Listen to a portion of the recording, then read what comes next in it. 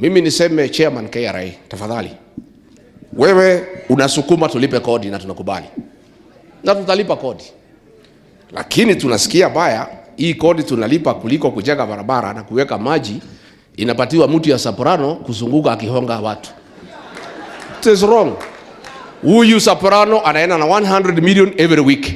Hii ni ile pesa Muriithi amechukua. Sasa wewe Muriithi, si uchukue pesa ijenge barabara, iweke maji. Hawa askari hawajalipwa allowance yao.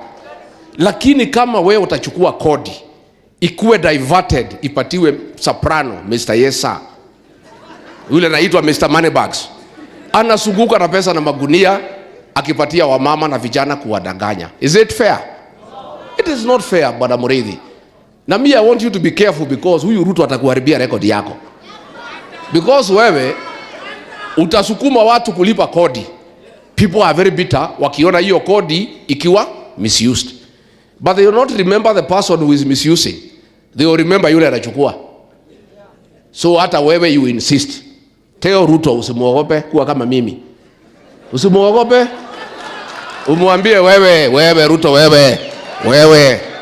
Hapana chukua pesa kwa wananchi ya kujenga barabara na kufanya siasa na kusumbua wananchi na kulehera atimia itobosho na noe.